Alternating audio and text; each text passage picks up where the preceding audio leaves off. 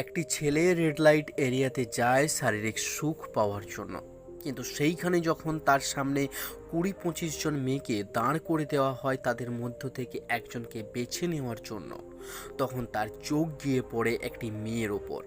আর সে ওই মেয়েটিকে দেখে সম্পূর্ণ চমকে ওঠে। আজকের ঘটনাটি এমনই একটি ঘটনা যা শুনলে আপনি চমকে উঠবেন। ঘটনাটি ঘটেছে একটি রেড লাইট এরিয়াকে কেন্দ্র করে। তো চলে আসো, শুরু থেকে শুরু করা যাক দেশ দুনিয়ার ডার্ক রিয়ালিটি। 12ই ডিসেম্বর 2016, মুজাফরনগরের একটি গরিব ছেলে কাজ করত ওখানকার এক মালিকের কাছে। তার মালিক তাকে মেরিটের কাবাডি বাজার এরিয়াতে কোনো কাজের জন্য পাঠায়। যখন ওই ছেলেটি ওখানে পৌঁছায় তখন সে বুঝতে পারে এটা একটা রেড লাইট এরিয়া। ছেলেটি আশেপাশে তাকিয়ে দেখে ওখানে অবস্থিত দোকানগুলোর উপরে অনেকগুলো মেয়ে দাঁড়িয়ে আছে। তারা হাতের ইশারাতে অনেক খারাপ কিছু ইঙ্গিত করে তাকে এবং ওখানে যারা যাতায়াত করছে তাদেরকে ডাকছে। এই দেখে ছেলেটি ভাবে একবার যাওয়া যাক। আসলে ছেলেটি খুব ইয়াং ছিল, তার জন্য তার যাওয়ার খুব ইচ্ছা জাগে। আর এরপর সে একটি দোকানের উপর অবস্থিত একটি কোঠায় ঢুকে যায়। এরপর সে যখন ওখানে পৌঁছায় তখন তার সামনে 20-25 জন মেয়েকে এনে দাঁড় করে দেওয়া হয়, যাতে সে ওইখানের মধ্যে যে কোনো একজনকে পছন্দ করতে পারে তার সাথে টাইম কাটানোর জন্য। এরপর ছেলেটি যখন ওই সব মেয়েদেরকে দেখছিল তখন একটি মেয়ের ওপর তার নজর আটকে যায়। তার কারণ ও যখন ওই মেয়েটিকে ভালো করে দেখে তখন সে বুঝতে পারে ওই মেয়েটি আর অন্য কেউ নয়, ওর সম্পর্কের কোনো এক বোন, যে প্রায় 1 বছর আগেই তার ঘর থেকে হারিয়ে গিয়েছিল। তখন ওই ছেলেটি বুদ্ধিমত্তা দেখিয়ে ওখানে কোনো সিন ক্রিয়েট করে না এবং তার সাথে কোনো রিয়েকশনও দেয় না। নিজেকে শান্ত রেখে ওই কোঠার মালিককে বলে, আমার এই মেয়েটিকে পছন্দ, আমি এই মেয়েটির সাথেই একা রুমে টাইম কাটাতে চাই। এবং কোঠার মালিককে ওই মেয়েটির সাথে টাইম কাটানোর জন্য কিছু টাকা দেয়। তারপর সে তার বোনকে নিয়ে একটি রুমে চলে যায়।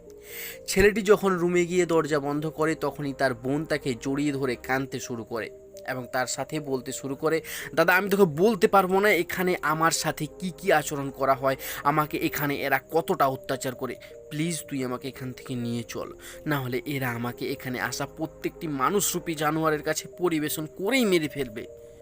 তখন ওই ছেলেটি তাকে আশ্বাস দিয়ে বলে, আমি তোকে যেমন করে হোক এখান থেকে বের করব, কিন্তু তার আগে তুই আমাকে একটা কথা বল, তুই এখানে পৌঁছালি কেমনভাবে? তুই তো পড়াশোনা করতি এবং পড়াশোনাতে খুব ভালো ছিলি। তখন ওই মেয়েটি তাকে বলে, আমি প্রতিদিনের মতোই স্কুল যাওয়ার জন্য ঘর থেকে বেরিয়েছিলাম। কিছু দূর যাওয়ার পথেই আমার সামনে একটি গাড়ি এসে দাঁড়ায় এবং ওই গাড়ি থেকে দুটি লোক নেমে আমাকে জোর করে ওই গাড়ির ভিতর নিয়ে যায়। এরপর তারা আমাকে একটা নেশার ইঞ্জেকশন দেয়। এরপর যখন আমার চোখ খোলে তখন আমি একটা খালি ঘরের মধ্যে ছিলাম। সেখানে 10 থেকে 15 দিন আমাকে প্রচণ্ড রকমভাবে টর্চার করা হয়েছে। যখনই আমি ওখান থেকে পালানোর চেষ্টা করতাম বা চিল্লানোর চেষ্টা করতাম তখনই আমাকে আবারও কোনো নেশার ইঞ্জেকশন দেওয়া হতো। এরপর ওখানে 10 দিন কাটানোর পর তারা আমাকে এখানে নিয়ে আসে।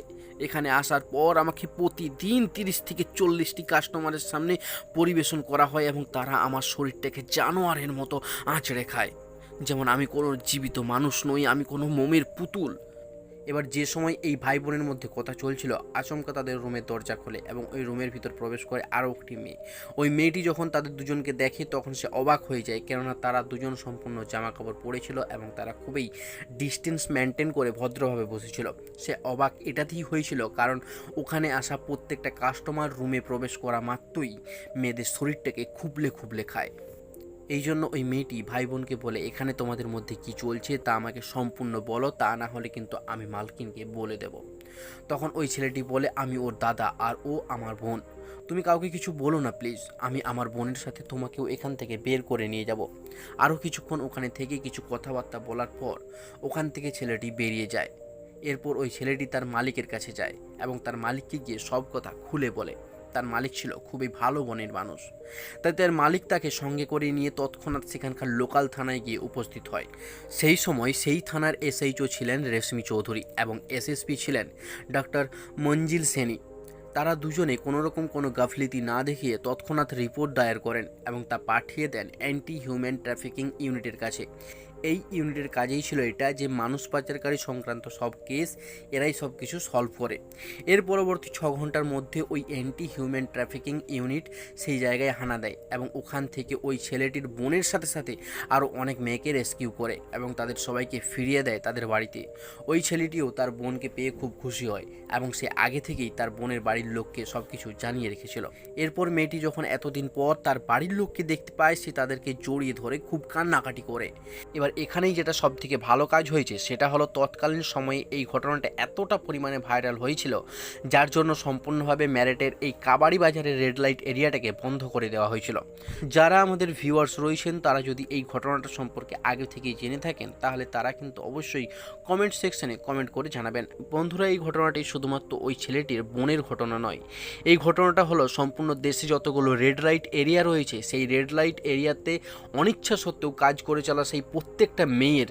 কেননা এই কাজে কেউ নিজের ইচ্ছায় আসে না, সবাইকে হয়তো কিডন্যাপ করে নয়তো বা কোনো রকম ট্র্যাপে ফেলে আনা হয়েছে এখানে।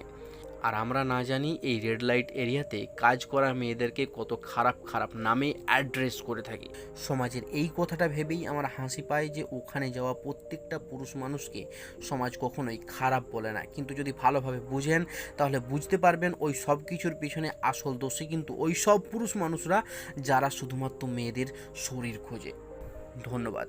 যদি আপনাদের ভিডিওটি ভালো এবং ইনফরমেটিভ লেগে থাকে তাহলে please do like, share and subscribe. তো দেখা হচ্ছে আবার কোনো দেশ দুনিয়ার